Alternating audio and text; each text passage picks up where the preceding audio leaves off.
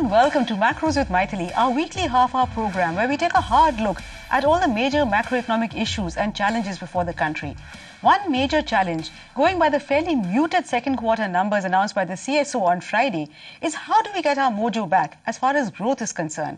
We all cheered when after 9 quarters of pretty low growth, barely 5% growth, Q1 growth came in at 5.7%. But clearly that was only a flash in the pan. QT growth, the growth in the July-September period has once again come down from 5.7 to 5.3%. To discuss all this, we've got some of the best observers of the macroeconomic scene. Swaminathan Aiyar, Consulting Editor, ET Now. Rajiv Kumar, former Secretary General FICCI and Senior Fellow, Centre for Policy Research, Delhi. And Seshagiri, Joint MD and Group CFO, JSW Steel. Welcome to the show, gentlemen. Swami, if I may start with you, how do you look at the Q2 numbers? Are you relieved or are you disappointed or are you completely indifferent? I am disappointed. 5.3 may be better than what the street was expecting, but it has been pulled up by agriculture, which is something beyond the competence of the government. In fact, I am highly suspicious of it. We are told that the rainfall was so deficient that it qualifies as a drought. And in these circumstances, to tell me that we're having 3.2% growth of agriculture, I don't know. But look, what was the new Modi government supposed to do? It was supposed to revive animal spirits and business was supposed to go. This required construction and capital goods to grow very fast. These are the two sectors which should take off if all your projects begin to take off, right? It should be translated into a boom in capital goods and a boom in construction. We do not see either of those. I find that extremely disappointing. It also suggests to me that by now we have got to a situation where our manufacturing is more significantly export-oriented than most people realize. And when we have this fall in exports in that last month, for instance, it gives a trend that if the global economy is not doing well, and therefore our exports don't do well, that is becoming one more hurdle for industrial growth. But above all, I would say it's a matter of concern that after 6 months of Mr. Modi, if manufacturing growth is 0.1%, make in India looks like some kind of fairy tale. Rajiv, would you agree with that assessment, or is 6 months too short a period, and is that too harsh a judgment to call Make in India a fairy tale? No, I think Swami is being a bit harsh on the government. I'm actually quite pleasantly surprised at 5.3 because I was afraid that it will come in lower at 5 or below 5. So it's it's a relief as far as I'm concerned. But Swami is on the other hand quite right that there are some once-off events that have pushed up this growth rate, which we will not see again being repeated. The agriculture growth, for example, is one. And then there is, the fact of the community services expenditure growing at 9.6%. And we now know that the government has already used up about 93% of its fiscal deficit target already by September. So the third and the fourth quarter must see fiscal contraction if they want to keep to the 4.1% fiscal deficit number. So that community services number, which has grown in both quarters at above 9%, will have to come down. What I have noticed recently is that the credit offtake by the industry has been very weak, but here we've got a financial sector subgroup growing at about 9.7%, now which again is quite surprising as far as I'm concerned. But the most important thing is manufacturing, as Swami has pointed out. And manufacturing at 0.1 means that there is no investment going on. I haven't seen the gross fixed capital formation number, and I'll be quite surprised if those are quite high. So my own sort of overall thing is too early to start celebrating, far too early to become complacent, and actually these numbers should tell the government and the RBI that really action is now needed to come in to finish this fiscal year with a 5% rate of growth. Otherwise, we are in danger of seeing a sub 5% growth of GDP in fiscal year 15. Mr. Rao, Swami is disappointed, Rajiv is relieved. How are you feeling? Are you with Rajiv or are you with Swami? No, we have to see the reality, what is happening on the ground. So if you really look at it, everybody is expecting that the GDP for the quarter 2 will be 5% or around that number. Whereas it is pleasantly surprised, definitely it is little above 5 and it is 5.3. So what is worrying here is not whether it is 5 or 5.2 or 5.3. The direction of the number is that it is slowing down and the manufacturing is severely under stress for different reasons, which is on the ground is there is a huge liquidity issues, demand is falling, interest rates are high. That is the actual situation on the ground, which requires to be corrected. Otherwise, the theme today, what these numbers are showing, notwithstanding that whether it is 5 or 5.3, economy is slowing down, which is not a good sign. I think that is the theme which we have to look at. Swami, would you say the economy is slowing down? Because after all, we've had two successive quarters of 5% plus, and that's not bad for an economy which almost all of last year had less than 5% growth. No, I think it's reasonable to say that things are better than they were in that last year of the UPA. But this is like really, if you lower your standards enough, anything will look good. Or as some cynics will say, there is something called dead cat bounce, that even if you throw a dead cat from the top of Empire State Building, after hitting the ground, it will bounce back a little. So if you have a bounce back in which you have a situation where construction only grows at about 4% and manufacturing is 0.1, this to me looks like dead cat bounce. This is not a dynamic economy. What's really happened is that there's been this completely unexpected good performance in agriculture, which frankly I find puzzling. I find that there is a contradiction between the rainfall data that we are seeing and the production data that we have got for two successive quarters. I don't know how it will play out ultimately. There is one other statistical thing that one must bring in, which I find puzzling. If electricity consumption is up by electricity generation is up by 8.7% and finance is up by almost 10%, where is the finance and electricity going if not to industry? I find it very difficult to believe that all of it is just going into increased urban consumption. Industry is typically 2/3 of all consumption of electricity.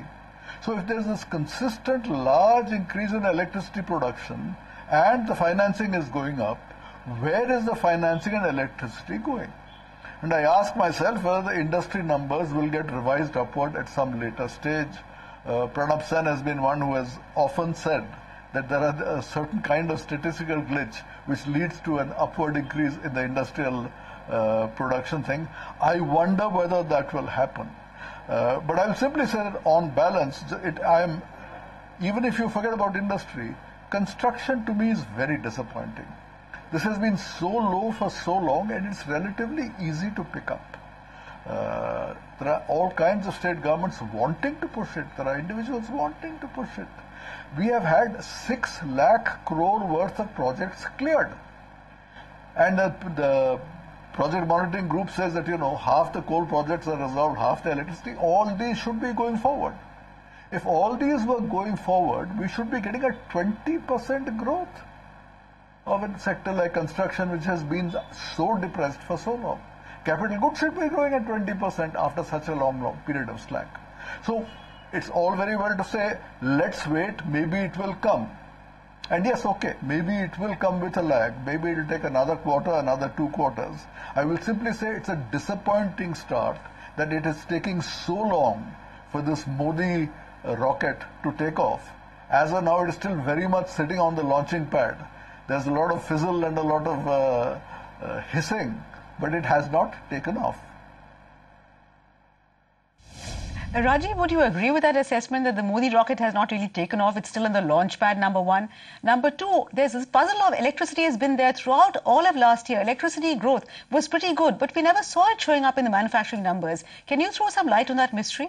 Well, frankly not, because the electricity numbers going up, where that is being consumed, I can only say that this is all household consumption that is going up of electricity. It isn't showing up in industry. But about the rocket taking off, actually there is a huge amount of inertia that is pulling down the rocket as well, because the rocket launchers have inherited a huge amount of inertia, a huge amount of mess, a huge amount of weighing down factors which they have to deal with. But my concern is that going forward, unless you take the steps that are needed at this point of time, you will find a weakening of the rural demand, because the minimum support prices have been increased only by 3.7%. The global food prices are coming down, and there is an agricultural growth which is 3.2% in this quarter, is bound to be much lower in the third quarter if the rainfall numbers were correct. So the rural demand, which had held up our consumer durable demand, etc., will be down. Being on the State Bank of India's board, I find that the credit offtake by the industry is weakening since April. I mean, actually month on month is a weakening number. So there is both consumption and investment demand will be tending downwards. So this is why I am arguing for the fact that yes, you've got this 5.3%, wonderful, but to make the second half look better, which you must in order to keep the investors in sentiment alive and continue to get the benefit of the doubt, the government must take those steps which will release the supply bottlenecks, and the RBI, I must confess, must now very seriously think of doing some monetary policy easing, and I'm afraid that this 5.3% GDP number will be used by the monetary hawks to say that no more, you don't need an interest rate cut, but the fact that the housing demand is very weak, is very much down, and the automobile sector is also down, shows that the high EMIs are hurting. So I'm going to be absolutely. I'm going to be just pleading for RBI to take some steps and not use this number to further postpone the monetary. Okay, Rajiv. So I'll have to interrupt you there on that plea to the Reserve Bank of India. We'll have to slip into a very short break, but please do stay with us. We'll be back very soon. Welcome back. You're watching Macros with Mythili, and we're discussing the Q2 GDP numbers which have just come in at 5.3%. Mr. Rao, before the break, Rajiv was saying that he would like to plead with the Reserve Bank of India to cut the interest rates. Would you like to add your voice to his pleas, or do you think interest rate does not really matter very much as far as corporate India is concerned? No, it is not the question of cutting interest rates. I think what we need to look at is when inflation was very high, the intention of monetary policy is to curtail the demand. I think the monetary policy has succeeded in that. So manufacturing demand, if I really look at it from the demand point of view, most of the companies are not able to operate at full capacity. There is no pricing power, and the demand is falling not only in rural India and every place across all the sectors. So the demand constraint is majorly due to liquidity. Liquidity is not available in the marketplace. Banks are not willing to lend at the retail. That is the constraint which requires to be addressed on priority basis, in addition to a slight sentimental reduction in the interest rate, which is very much essential today to drive the demand, which will push the growth rates in the utilization of capacities in the supply side. Then I think on the medium term, we have to look at supply side constraints by way of fiscal adjustments. That anyhow the steps are being taken, they are required to be accelerated. The constraints in the manufacturing are to be removed.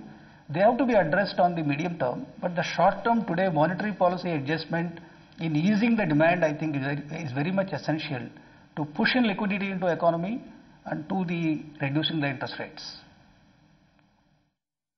Swami, Mr. Rao said that liquidity is a problem, but actually liquidity, you see, there's been a huge influx of dollars, number one. In fact, so much so that banks say that there's no demand for credit on the other hand. And in fact, on Monday, the RBI is going to do an OMO to mop up the surplus liquidity. So is it that there is no liquidity, or is it that banks are not willing to lend? Okay, I think there are a series of structural problems which we are not emphasizing, and we are getting carried away by things which are relatively minor, like the rate of interest. If you cut interest rates by 25 or 50 basis points, in my view, this will make very little difference to the overall problems that are creating slow growth. One of the major problems is very clear. The impression earlier was, things are being held up by paralysis. If only we clear all these projects, we will then get a boom and take off. What is now clear is that you can keep clearing all these projects and things don't take off. Then the question is why? I will give you 2-3 reasons. Number one, the PPP model is broken. It is not working. You have a situation where we said in this 5-year plan $1 trillion worth of infrastructure. Half the money will come from the private sector. please, after the experience of what's happened in the last 5 years, the private sector is not going to produce even 1/10 of the sum that you thought it was going to produce. Because of delays in land acquisition, forest, environment. I mean, if you start a project where 70% is loan and you reach financial closure, now, the government has infinite taxing capacity. It's used to the idea that a 5-year project is implemented over 7 or 10 years. But a private sector company with a 70-30 debt to equity, if a 5-year project becomes 6 years, 7 years, you're dead. So to my mind, what's really happened is all these PPP projects, which started with a huge amount of fanfare and all the stock market prices of these infrastructure companies went through the roof. The fact is that this is a country and a society, whether it's an agitation by a farmer or whether it is activism by the courts. Things don't move. And if you have that particular structural problem, that you plan a project and a 5-year project is going to become a 7-year or 8-year project, then the PPP model is broken. The government will either have to come in with huge additional financial guarantees, or the government itself will Swami, have can to I just take interrupt you there? much more share of Absolutely. that investment So, than the 50%. Yeah, Absolutely. and right now, it Swami, can't let me take an interrupt you additional over share there. because of fiscal strain. So we have a Absolutely. very But let me turn that serious- we have a very serious problem which Absolutely. cannot be overcome by an interest rate cut. Okay. Yeah, but let me just toss that question over to Rajiv. Rajiv, if the private sector is not going to come in, as Swami said, and the government does not have the fiscal space, then what is the way out? I'm going to be a little bit controversial here because I think the government has to create the fiscal space for itself and not get dogmatic about this 4.1%. And let me explain. Mr. Rao has been correctly saying that the domestic demand has just fallen off the cliff.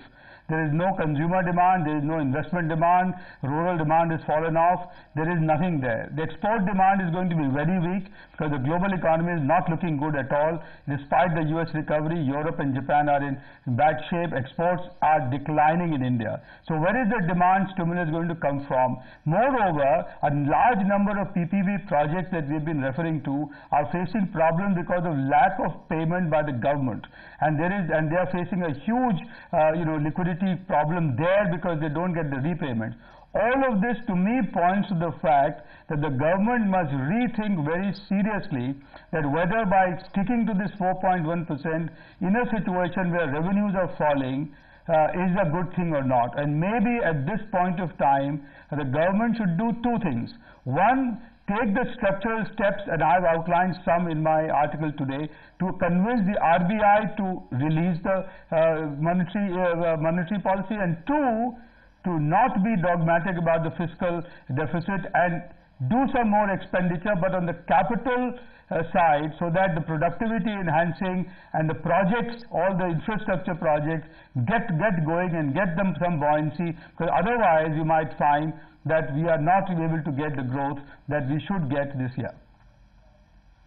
Okay, let me ask Mr. Rao. Mr. Rao, what do you require to start investing? Are you looking seriously at greenfield investment or any kind of brownfield investment at all in a sector like steel? No, today as far as the steel sector in India is concerned, it is operating only at 80% capacity utilization as a whole. And at the same time, there is a threat of imports into India because India is only a market which is relatively doing better compared to other countries. So there is import threat. So that is the situation in which we are in. So therefore, if somebody has to take a call on the future investments, particularly greenfield projects, then they need to look at how the demand is shaping up, how these structural issues related to supply side and constraints, they are getting addressed. So Government of India is working very hard to see that the supply side constraints are for investing in India, what is required to be done. They are taking several steps, but they're all medium term. I don't think because those steps are taken, investments will start from the next day onwards. So that is why those steps are to be supported by the monetary policy, which Rajiv has correctly pointed out. There is a need that whatever steps they have taken to moderate the demand in India, that has already been addressed, that has been achieved. So it is necessary to reverse the monetary policy, where easing of the monetary policy, whereby demand will pick up. There is a very, very dire need today to reduce the interest rates, which we may say that it will have a marginal impact, but it will have a huge impact in terms of housing, personal loans and retail side. It will have a huge, the private consumption side going up, that will push the growth and also demand for manufactured products. That is the essential element. When external economy is not doing well, exports are likely to fall. In that event, the pump priming the domestic economy by easing monetary policy is the step one which is required to be done. Step two, how to accelerate our reforms and removing the constraints, thereby fresh investments will come. Third point, which Rajiv again correctly pointed out, is that fiscal deficit, we should not give too much of focus on 4.1%. There is a need that government has to spend money and release the pending dues to various companies.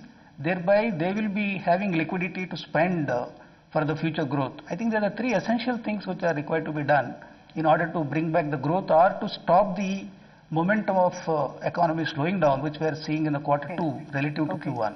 Swami, you're clearly in a minority here. Both Mr. Rao and Rajiv think that cutting interest rates will make a difference. Would you now like to change your mind, or will you still say that interest rate is completely irrelevant? I will disagree with them not only on interest rates but even on fiscal policy. I will say that, look, this is a country where we are investing about 32% of GDP. On 32% of GDP with any decent productivity, you should comfortably get 7% growth. If you're only getting 5% growth, it means your real problem is a collapse in productivity. When productivity falls, to tell me the answer is to make money easier and fiscal deficit go up, I'm sorry, this is a misdiagnosis. Our systems have all gone to pot. One of them certainly is, for instance, the whole electricity sector is bust. People are therefore unable to pay for a variety of reasons. The infrastructure PPP model is completely gone. I mean, just to give through, the banking sector is under enormous stress.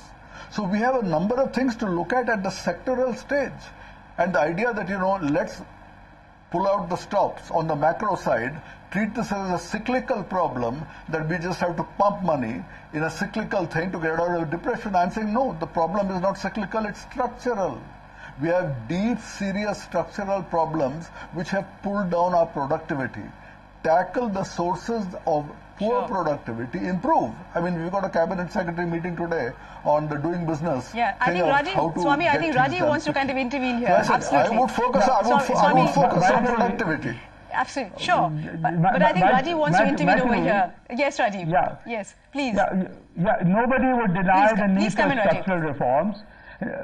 Nobody would deny the need for structural reforms. All of us have been talking about that, have been emphasizing that. But the fact is that the capital output ratios goes up by incomplete projects. Now, if you've got highways which are incomplete because the government will not make the payment, and infrastructure projects will remain incomplete because the government payment is not coming, then how will this capital output ratio be achieved, be lowered? So you see, incomplete projects being high capital output ratios, and they can only be completed if the government would abide by its payment schedule, which would mean higher fiscal expenditure. So this productivity increase will not just drop from the sky. And the other thing is that the other factors to release the structural constraints are much more longer term. If in the meantime your economy or your rate of growth goes down further and the economy enters into the ICU, it will be much more difficult to pull it out. And then Swami must remember that all policy matters have an impact with a lag. So if this is not the time to start some pump priming of the economy, then you might be finding that investment turns so sour that once you that third and the fourth quarter also become much worse than what you can actually afford them to be. So which is why one is talking about certain growth impetus in the economy at the moment. Absolutely, absolutely. So while nobody denies the need for structural reforms, the question is, what do we do in the interim? Rajiv would like both fiscal as well as monetary easing. Mr. Rao would like monetary easing, and Swami would not like either. He just wants structural reform. But I'm afraid on that note, we have to come to the end of this program. Thank you so much, Rajiv, Swami, as well as Mr. Rao. Thank you very much. Thank you also for watching. But we'll be back next week with yet another edition of Wackrus with Mythili. Till then, it's thank you from all of us at ET Now.